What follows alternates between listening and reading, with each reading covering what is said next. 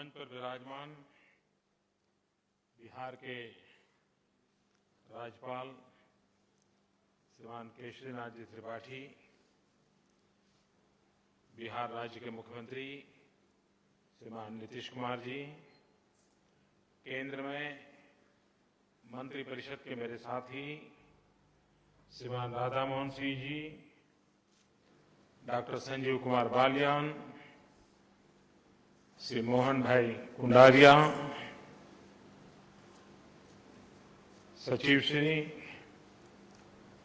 उपस्थित कृषि क्षेत्र के सभी वैज्ञानिक,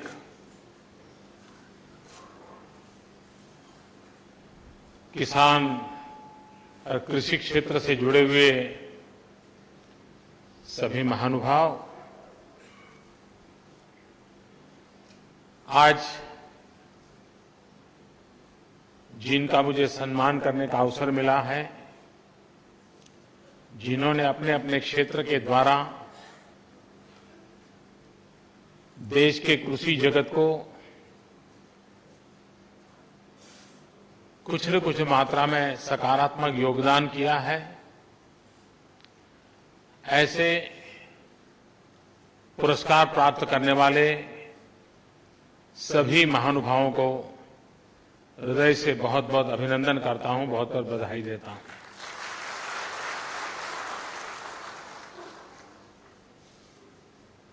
ये समारोह हर वर्ष होता है और बड़े लंबे अरसे से होता है, लेकिन दिल्ली में ही होता है। तो पिछली बार जब मैं गया था पहली बार, तो मैंने कहा था भाई हम जरा दिल्ली से बाहर निकले, और उसका आरंभ आज बिहार में पटना की धरती से हो रहा है। मैं राज्य सरकार का भी आभार व्यक्त करता हूं कि उन्होंने इस समारोह का सफल बनाने में योगदान दिया, और मैं विभाग के मित्रों का भी आभारी हूं कि उन्होंने एक पहल की है, क्योंकि उसके कारण उस राज्य के अंदर भी कुछ दिन चर्चा चलती है, अनेक लोगों के सामने नई नई बातें आती हैं। देश भर से जो कृषि वैज्ञानिक यहां आते हैं, उनको भी स्थानीय लोगों से बातचीत करने के कारण अपने विषय में क्या क्या नया चल रहा है उसकी जानकारियां मिलती हैं। तो एक प्रकार से ये अलग अलग स्थान पर जाने से स्वाभाविक रूप से हमें अतिरिक्त लाभ होता है, और उसका प्रारंभ आज यहां से हुआ है। और मुझे ये भी खुशी है कि ये बिहार से प्रारंभ हो रहा है, क्योंकि पूषा का जन्म इसी धरती पर हुआ, और एक विदेशी व्यक्ति ने गुलामी के कालखंड में भारत के कृषि सामर्थ्य को भांपा होगा, उसको अंदाज आया होगा, और फिलिप यूएसए के द्वारा बनी हुई ये कामगिरी पूषा के नाम से प्रचलित हो गई। लेकिन उन्होंने बिहार क्यों चुना होगा? कोई अचानक तो हुआ नहीं होगा।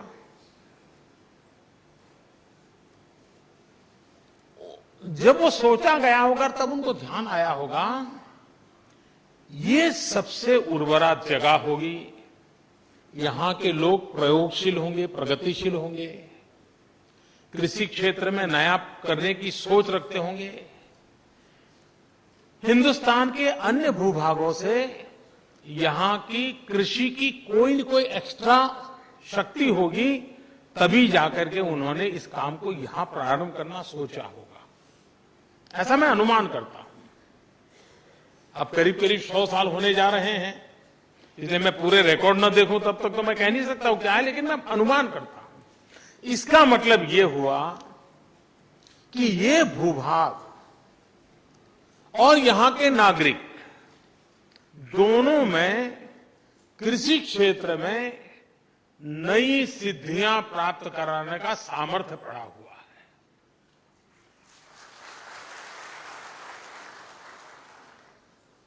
हम कभी कभी अपनी चीजों को भूल जाते हैं। चीजें कोई अचानक शुरू नहीं होती हो, किसी न किसी विशेष कारण से शुरू हुई थी। उसके मूल में अगर जाते हैं तो ध्यान आता है। और मैं राधा मोहन सिंह जी को इस बात के लिए बधाई देता हूं कि आपदाग्रस्त कारणों के साथ कारण पूछा, यहां से दिल्ली चला गया। अब दिल्ली में तो खेती होती नहीं है, लेकिन पूछा वहां है।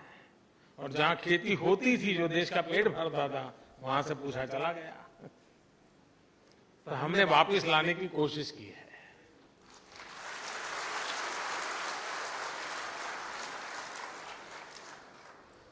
और मुझे विश्वास है कि भले 90 साल पहले किसी को ये विचार आया होगा, उसमें जरूर कोई न कोई दम होगा, कोई ताकत होगी। मुझे फिर से एक बार उसको तराशना है, देखना। और देश के वैज्ञानिक मेरी इस बात से सहमत होंगे कि हम इन नए क्षेत्रों में पदार्पण कैसे करें। कुछ बातें आप लोगों ने आज अच्छी शुरुआत कर रहे हैं। मैं नहीं जानता हूं हमारे वैज्ञानिक मित्रों को कितना पसंद आया होगा या कितनी सुविधा होगी, क्योंकि वैज्ञानिक अपने काम में इतना खोया हुआ होता है। करीब जिंदगी का महत्वपूर्ण समय उसका लैब में ही चला जाता है। न वो अपने परिवार को काम आता है, न वो खुद को काम आता है। वो उसमें डूब जाता है, पागल की तरह लगा रहता है। और तभी जाकर के आने वाली पीढ़ियों का भला होता है। एक जब अपने सपनों को खपा देता है, तब औरों के सपने बन पाते हैं।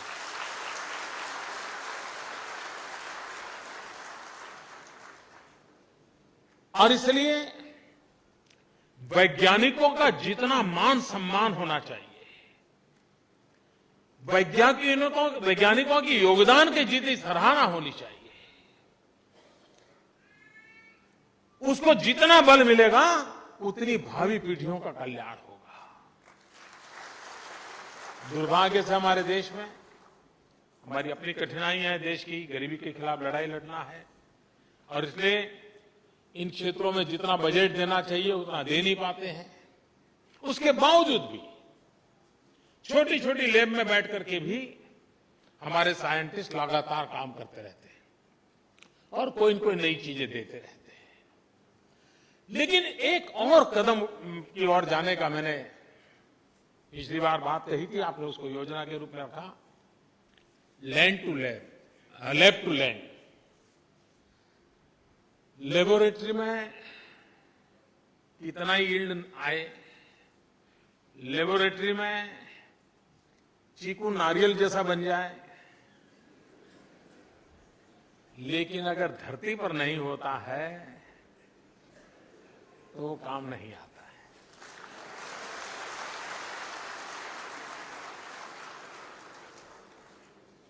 इसलिए हमारी सच्ची कसौटी ये है कि ये जो हम सफलता पाई है लैब में, उसको हमें धरती पर भी कसना चाहिए और किसानों के द्वारा कसना चाहिए। एक प्रकार से एक साइंटिस्ट का फेलो ट्रैवलर हमारा किसान बनना चाहिए। Extension of the mind of the scientist should be a farmer. ये हमें व्यवस्था खड़ी करनी चाहिए। और इसलिए इस योजना के तहत देश के जितने एग्रीकल्चर साइंटिस्ट हैं, उनकी टोली बना करके उनको एक एक ब्लॉक गोद लेने की योजना है। उसकी लैब कहीं पर भी होगी, लेकिन उसको लगेगा भाई मैं जो रिसर्च कर रहा हूं उस इलाके के किसानों में उस प्रकार की रुचि है, तो वो वहां उनके साथ जुड़ेगा, प्रोग्रेसिव फार्मर के साथ जुड़ेगा, किसानों के साथ जुड़ेगा और उसने जो ज्ञान की संपदा है वो जमीन पर किसानों के माध्यम से, क्योंकि जब तक, और किसान का एक स्वभाव है, उसको भाषण काम नहीं आते, वो तो जब तक अपनी आंख से देखता नहीं है तो किसी चीज को मानता नहीं है। और एक बार उसने अपनी आंख से देखा तो वो फिर अपना रिस्क लेने के लिए तैयार हो जाता है, वो संकट उठाने के लिए तैयार हो जाता है।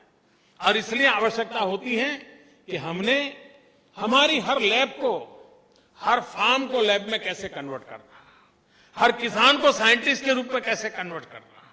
और उस यात्रा को मैं जानता हूं, आप जिस साधना को कर रहे हैं, जिस तपस्या को कर रहे हैं, वहां से बाहर जाना थोड़ा कठिन है, लेकिन जिस दिन आप जाओगे, कोई साइंटिस्ट अच्छे से अच्छी दवाई की खोज करे और परिवार को भी पता नहीं होता है कि इसने क्या काम किया है, उनको लगता है यार रात देर से आते हैं, अब खाना खाएंगे सो जाएंगे। लेकिन जब पता चलता है कि फलाने व्यक्ति जिंदगी से जूझ रहा था और उसकी दवाई काम आ गई, उसकी जिंदगी बच गई, और जब पता चलता है कि इस दवाई से आने वाले दिनों में ऐसे लाखों लोगों की जिंदगी बचने वाली है, तो वो परिवार भी सीना तान करके गया है, हमारे लोगों ने किया है, मेरे पति ने किया है, मेरे भाई ने किया है। कब होता है? जब बाहर कुछ उसका अचीवमेंट दिखता है। आपको भी अपने लैब में किया हुआ संतोष जब तक खेत में नहीं दिखता और किसान के हाथ में नहीं दिखता है, आपको संतोष नहीं हो सकता है। और वो व्यवस्था करने की दिशा में हम काम कर रहे हैं। भारत ने फर्स्ट ग्रीन रिवॉल्यूशन किया, उसका फायदा हमें मिला है, लेकिन अब देश सेकंड ग्रीन रिवॉल्यूशन के लिए ज्यादा इंतजार नहीं कर सकता। हम वैसे भी लेट हो चुके हैं। सेकंड ग्रीन रिवॉल्यूशन के लिए हमें अपने आप को सज्ज करना होगा। किस क्षेत्र में जाना है, कैसे जाना है। फर्स्ट ग्रीन रिवॉल्यूशन की पहली आवश्यकता थी कि देश को अन्न बाहर से लाना ना पड़े, देश का पेट भरे। सेकंड ग्रीन रिवॉल्यूशन का इतना मकसद नहीं हो सकता, उसका मकसद कुछ और भी हो सकता है। क्यों न हमारे देश के एग्रो इकोनॉमिस्ट, हमारे देश के एग्रो टेक्नीशियन, हमारे देश के एग्रो साइंटिस्ट, फूड सिक्योरिटी से जुड़े हुए साइंटिस्ट, ये सब मिल करके वर्कशॉप करें, हर लेवल पे वर्कशॉप करें और डिजाइन वर्कआउट करें कि हाँ, सेकंड ग्रीन रिवॉल्यूशन का मॉडल क्या हो, प्रायोरिटीज क्या हो, हमने किन चीजों के उत्पादन पर जाना चाहिए, उत्पादकता बढ़ानी है तो किस चीजों की बढ़नी चाहिए। सारे ग्लोबल परिवेश में आज विश्व में क्या क्या चीजों की आवश्यकता है, और दुनिया के बहुत देश हैं जिनको आर्थिक रूप से वो कुछ चीजें करना मुश्किल है, तो वो कहते हैं बाहर से ले आओ भाई, यहां नहीं करो। तो ऐसे कितने देश हैं जिनको ढूंढे और हम वहां से भेजेंगे। हमें एक विस्तृत सोच के साथ हमारे सेकंड ग्रीन रिवॉल्यूशन को इस रूप में तैयार करना चाहिए। हमारी आर्किटेक्चर कॉलेज बहुत कुछ पढ़ाती है। बिल्डिंग के लिए तो काफी कुछ होता है, रोड कैसे बने उस पर भी होता है। मैं मानता हूं कभी एग्रो साइंटिस्टों ने, प्रोग्रेसिव फार्मर्स ने, गवर्नमेंट ने आर्किटेक्चर कॉलेज के साथ बैठ करके उनका भी सिलेबस बनाने की आवश्यकता है कि हमारे एग्रीकल्चर इंफ्रास्ट्रक्चर का आर्किटेक्चर क्या हो। हमारी कैनाल बनती हो तो कैसी आधुनिक कैनाल बने, किस मटेरियल से बने। रोड बनाने के लिए तो काफी रिसर्च होते हैं, लेकिन कैनाल बनाने के लिए रिसर्च बहुत कम होते हैं। ये मुझे पूरा पैराडाइम शिफ्ट कर रहा है, एक मूलभूत चीजों में बदलाव लाना है। और इसलिए हमारे जो आर्किटेक्चर कॉलेजेस हैं उनका भी जिम्मा बनता है कि एग्रो रिलेटेड हमारे इंफ्रास्ट्रक्चर कैसे हो।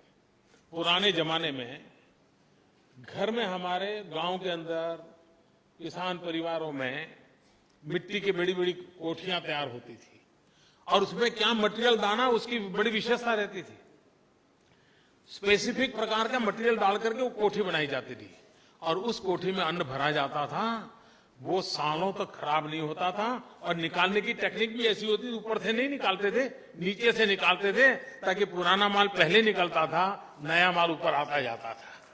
देखिए सामान्य लोगों की बुद्धि कितनी कमाल की रहती थी। ये जो कोठार बनते थे, कोठी बनती थी जिसमें सामान भरा जाता, वो कौन से चीजें का उनको ज्ञान था कि जिसके कारण हमारे एग्रो प्रोडक्ट को इतने लंबे समय तक संभाल पाते थे। प्रिजर्वेशन के संबंध में हमारे यहाँ टेक्निकली कितना काम हुआ है। हमारे यहाँ आचार की जो परंपरा है, उस समय ये टेक्नोलॉजी कहां थी जी। गांव की गरीब महिला भी आचार इस प्रकार से प्रिजर्व करती थी कि साल भर आचार खराब नहीं होता था। मतलब कि विज्ञान उस घर की गली तक पहुंचा हुआ था। हम बदले हुए युग में इन चीजों को और अधिक अच्छे तरीके से कैसे करें, ताकि हमारे एग्रीकल्चर सेक्टर में, क्योंकि आज वेस्टेज ये बहुत बड़ी चिंता का विषय है। वैल्यू एडिशन पर हमें जाना पड़ेगा। किसान इतनी मेहनत करें और उसकी पकाई हुई चीजें अगर बर्बाद होती हैं तो कितना बड़ा नुकसान होता है। मैं एग्री साइंटिस्टों से आग्रह करता हूं कि आप एक काम करके रिसर्च कीजिए और मुझे 6 महीने में एक रिपोर्ट दे सकते हैं क्या। मैं एक दिशा में आगे बढ़ना चाहता हूं। हमारे किसान फल पैदा करते हैं, लेकिन फल की उम्र बहुत कम होती है, बहुत ही कम समय में खराब हो जाते हैं। उसका पैकेजिंग भी बड़ा महंगा होता है, क्योंकि एक एक चीज को संभालना पड़ता है, अगर दब गए तो और खराब हो जाते हैं। वो फल जिसमें से जूस निकलता है, ये जितने एरेटेड वाटर बाजार में बिकते हैं, भांति भांति का टेस्ट होता है।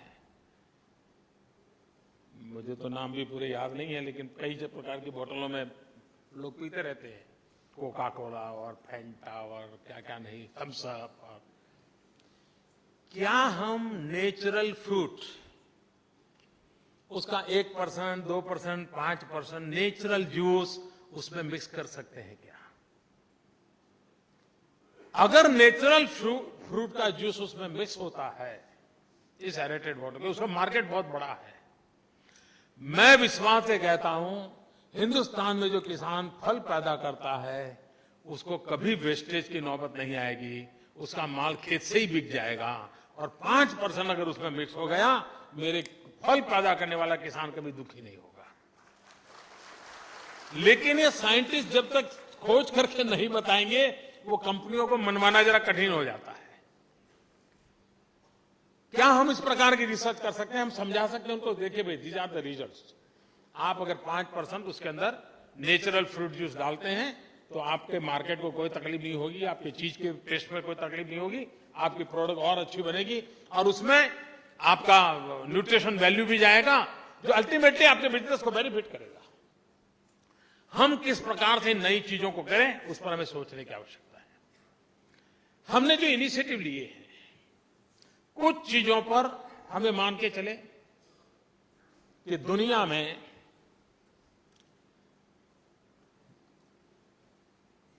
बहुत बड़ी मात्रा में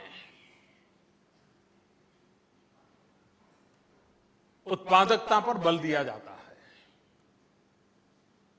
हमें भी जमीन कम होती जा रही है, परिवार विस्तृत होते जा रहे हैं, एक एक परिवार में जमीन के टुकड़े बढ़ते चले जा रहे हैं। हमें पर एकड़ उत्पादकता कैसे बढ़े, उस पर बल दिए बिना हमारा किसान सुखी नहीं हो सकता है। हमने वो देना पड़ेगा। पिछली बार मैंने मेरी एक मन की बात में कहा था किसानों से कि देश को पल्सेस और ऑयल सीड्स की बड़ी आवश्यकता है, तिलहन और दलहन। देखिए, मैं इस देश के किसानों को जितना नमन करूं उतना कम है। उस बात को उन्होंने माना और इस बार अभी तक जो खबर आई है कि रिकॉर्ड ब्रेक शोइंग दलहन और तिलहन का हमारे किसानों ने किया है। वरना वो क्रॉप चेंज करने को तैयार नहीं था, लेकिन उसने माना कि भाई देश को जरूरत है, चलिए हम बाकी छोड़ देते हैं, इस बार दलहन और तिलहन में चले जाते हैं। और बहुत बड़ी मात्रा में, शायद मुझे लगता है 1.5 गुना हो जाएगा, 2 गुना। अब ये मैं समझता हूं कि अपने आप में और भारत को इंपोर्ट करना पड़ता है। हमारे एग्रीकल्चर साइंटिस्टों ने और प्रोग्रेसिव फार्मर्स ने और गवर्नमेंट एक बैठ करके तय करना चाहिए।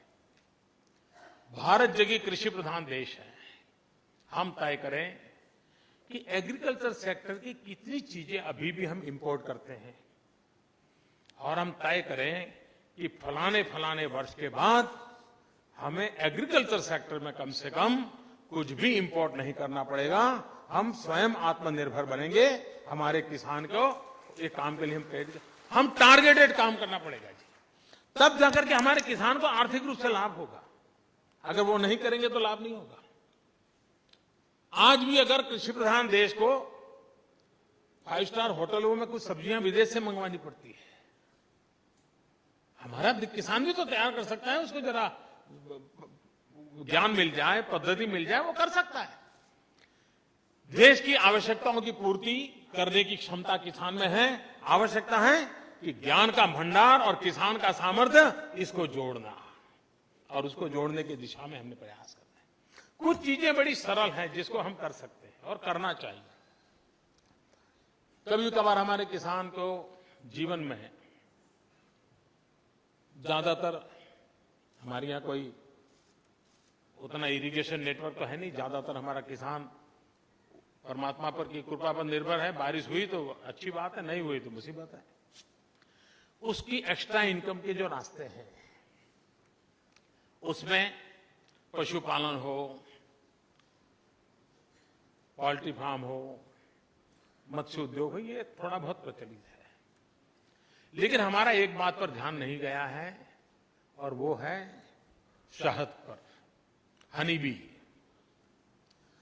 ग्लोबली बहुत बड़ा मार्केट है और कम से कम मेहनत वाला काम है, और उसमें बिगड़ने का कोई चांस कम है, और उत्पादन भी बिगड़ने का। अगर एक बार शहद बोतल में भर दिया तो 2, 5, 10 साल तक उसको कुछ नहीं होता है।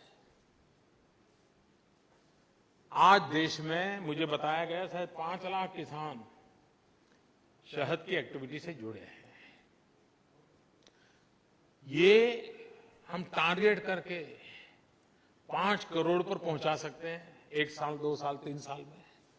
उसकी इनकम कितनी बढ़ेगी आप कल्पना। और दुनिया में मार्केट है, ऐसा नहीं कि मार्केट नहीं है। हमारे किसान को हम इस प्रकार से नई नई चीजों के साथ कैसे, और उसके खेत में वैसे ही होने वाला है।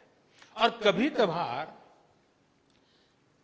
मैं नहीं जानता हूं हमारे साइंटिस्ट मित्र मेरी इन बातों को स्वीकार करेंगे कि नहीं करेंगे, क्योंकि मेरा तो ऐसे ही किसानों के साथ बैठते उठते सुनी हुई बातें, मैं जो भी ज्ञान अर्जित किया है उसी की बात कर रहा हूं। हमारे जिस इलाके में एलिफेंट्स, हाथियों के कारण खेती को बड़ा नुकसान होता है, जिन जिन इलाकों में हाथी है, मैंने सुना भी है, पढ़ा भी है, और मेरा मानना है कि उसमें सच्चाई भी है। ऐसे खेतों में अगर हनी बी हो तो हनी बी की आवाज से हाथी भाग जाता है, वो आता नहीं है। अब मुझे बताइए फार्मर का प्रोटेक्शन होगा कि नहीं होगा? अब ये इसको कौन समझाएगा, उसे बात कौन करेगा? और कम से कम इन्वेस्टमेंट से इतनी बड़ी चीज को बचा दो। और इंटरनेशनल साइंस मैगजीन इस बात को स्वीकार कर चुके हैं, हाथी उस आवाज को सहन नहीं कर सकता है, तो वहीं से आते ही चला जाता है पीछे। हमारे कई इलाके ऐसे हैं जहां हाथियों के कारण किसानों को परेशानी हो रही है। हम ऐसे व्यवहारू चीजें, और उसके बाद साथ उसको शहद का व्यापार भी मिल जाएगा, उसकी आर्थिक संपदा को भी फायदा होगा। दूसरा काम है जो मेरे स्वच्छ भारत मिशन से भी जुड़ा हुआ है और ऑर्गेनिक फार्मिंग से भी जुड़ा हुआ है। हमें मान के चलिए कि दुनिया में ऑर्गेनिक चीजों का एक बहुत बड़ा बाजार खुल गया है। होलिस्टिक हेल्थ केयर ये बाय एंड लार्ज समाज का स्वभाव बना है। अभी हमने देखा योगा दिवस पर दुनिया ने क्या इसको महत्व दिया है। उसी बात का परिचय है कि होलिस्टिक हेल्थ केयर की तरफ पूरी दुनिया जागृत हुई, सो युवा पीढ़ी ज्यादा जागृत है। कुछ लोग तो यहां तक एक्सट्रीम जा रहे हैं कि वो केमिकल से कलर किए हुए कपड़े पहनने के बजाय कलर्ड कॉटन से बना हुआ ही कपड़ा पसंद करते हैं। और अब तो कॉटन भी कई कलरों में आना शुरू हुआ है, नेचुरल ग्रो हो रहा है जेनेटिक इंजीनियरिंग के कारण। लेकिन ऑर्गेनिक रिक्वायरमेंट दुनिया में बहुत बढ़ रही है। हमारा किसान जिस पैदावार से ₹1 कमाता है, अगर वो ऑर्गेनिक है तो उसका $1 मिल जाता है उसको। इकोनॉमिकली बहुत वायबल हो रहा है। लेकिन उसके कुछ नियम है, कुछ आवश्यकताएं हैं। लेकिन एक काम हम कर सकते हैं क्या? आज मान लीजिए देश में वर्मी कंपोज, मान लीजिए आज 50 मिलियन टन होता है, मैं अनुमान कहता हूं। क्या वर्मी कंपोज हम 500 मिलियन टन कर सकते हैं क्या? अगर केचुए, अर्थवर्म्स, ये मान लीजिए देश में 10 मिलियन टन है, ये 100 मिलियन टन हो सकते हैं क्या? आपको कुछ नहीं करना है, सिर्फ लोगों को ज्ञान देना है, बाकी काम तो वो केचुए खुद कर लेंगे।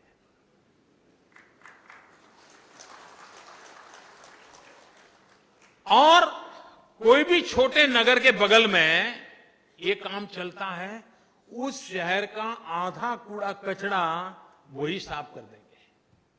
स्वच्छता का काम भी चल जाएगा, कंपोस्ट फर्टिलाइजर भी तैयार हो जाएगा, और जो केचुए का काम करते हैं उनके केचुए भी बिकते हैं, बहुत बड़ी मात्रा में केचुए बिकते हैं। एक ऐसा क्षेत्र है कि जो ऑर्गेनिक फार्मिंग को बढ़ावा दे सकता है, हमारा कूड़ा कचरा साफ हो सकता है, हमारा केमिकल फर्टिलाइजर की वपराश रिक्वायरमेंट कम होती है, किसान की खेती सस्ती हो सकती है। इन चीजों को साथ लेकर के हम सब वैज्ञानिक जगत के लोग, क्योंकि ये बात आपके लेवल पे आएगी तो गले उतरेगी और उसको स्वीकार करेगा। आप प्रयोग करके कहीं लगाओगे, वो करे। कुछ लोग कर रहे हैं। स्वच्छता अभियान का सबसे बड़ा दूत केचुआ बन सकता है और हमारा बहुत बड़ा काम वो कर सकता है, और उससे ऑर्गेनिक फार्मिंग को एक बहुत बड़ा बढ़ावा मिल सकता है। हमारी जमीन बर्बाद हो रही है, केमिकल के कारण हमारी जमीन पर उसकी उर्वरा ताकत कम होती रही है, उसकी हमने चिंता करने की आवश्यकता है। ये काम हो सकता है सहज रूप से।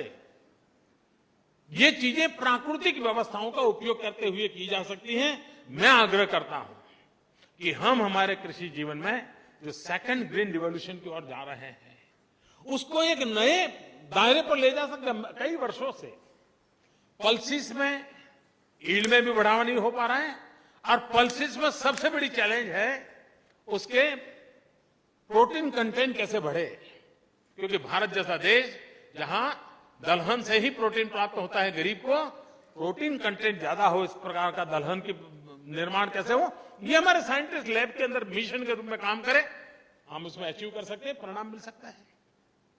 हमारे देश का तिरंगा झंडा और उसमें ब्लू कलर का चक्र, मैं मानता हूं देश में चतुर क्रांति की आवश्यकता है। तिरंगे झंडे के 3 रंग जो हैं और ब्लू कलर का चक्र है, उन 4 रंगों की चतुर क्रांति की आवश्यकता है। एक तो सैफ्रॉन रिवॉल्यूशन। अब सैफ्रॉन रिवॉल्यूशन का अर्थ पता भांति भांति के लोग अलग अलग करेंगे।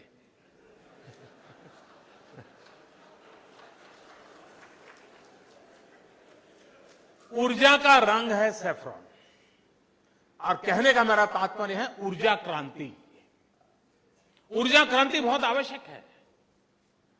अब आप देखिए, बिहार इतना बड़ा प्रदेश, सिर्फ 250-300 मेगावाट बिजली का उत्पादन का होता है।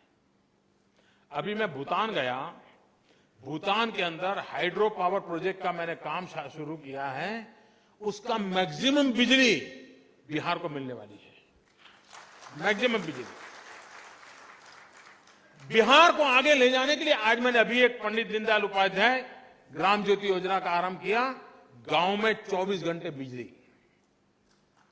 हमारे किसानों को भी अगर वैल्यू एडिशन के लिए जाना है तो उसको इस प्रकार की बिजली की सुविधा सबसे पहले चाहिए, तब जाकर के वो टेक्नोलॉजी इंट्रोड्यूस करेगा।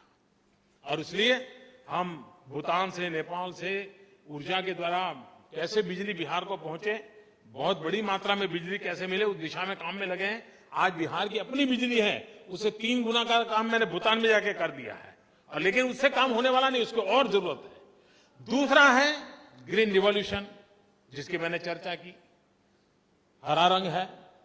तीसरा है व्हाइट कलर, व्हाइट रिवॉल्यूशन, और व्हाइट रिवॉल्यूशन में हम जानते हैं हमारा दूध उत्पादन हमारे पशुओं की तुलना में दूध की क्वांटिटी बहुत कम है। ये हमारी क्वांटिटी कैसे बढ़े? पशु की संख्या बढ़ने से काम होना नहीं है, पशु के द्वारा ज्यादा दूध उत्पादन करना, और हमारे पशुपालन को भी आधुनिक बनाना पड़ेगा। हमारे यहाँ जो शीप्स है, भेड़िए, मैंने एक छोटा प्रयोग किया था जब गुजरात में था। हमारा जो भेड़िए पालक वाला होता है, वो जब उसका ऊन निकालता है, उसके बाल निकालता है, तो उसके बाद कैंची होती है, ऐसे ऐसे ऐसे करके निकालता है। उसके कारण टुकड़े हो जाते हैं। टुकड़े होने के कारण उसको जो इनकम होती है, उनकी उतनी इनकम होती नहीं है, दाम कम हो जाता है। मैंने क्या किया, ऐसे जितने भेड़िए वाले थे उनको जो 5 स्टार होटल में मैं और नीतीश कुमार जिस मशीन का उपयोग करते हैं ट्रिमिंग का,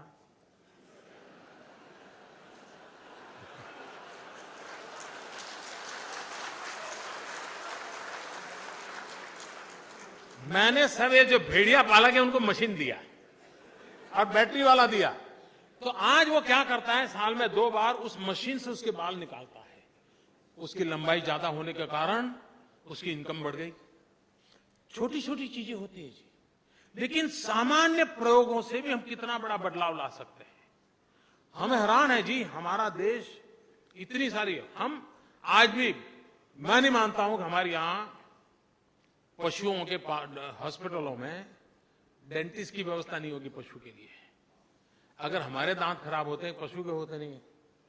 पशु खाता नहीं है या लूज मोशन कर देता है, कोई पूछने को तैयार नहीं, देखने को तैयार नहीं कि उसका डेंटल प्रॉब्लम है। मैं जब गुजरात में था, मैंने एक बड़ा अभियान चलाया था पशुओं की डेंटल ट्रीटमेंट का। हमारा मोती बिंदु होता है, पशु का मोती बिंदु होता था। मैं पशुओं का मोती बिंदु का ऑपरेशन करता था बहुत बड़ी मात्रा में। मैंने अमेरिका हमारे कुछ डॉक्टरों को भेजा था लेसर टेक्नोलॉजी सीखने के लिए, और पशुओं का ब्लडलेस सर्जरी कैसे हो, और मैं पशुओं के ब्लडलेस सर्जरी में सफलतापूर्वक हमारे यहां मैंने लोगों को काम पे लगाया था।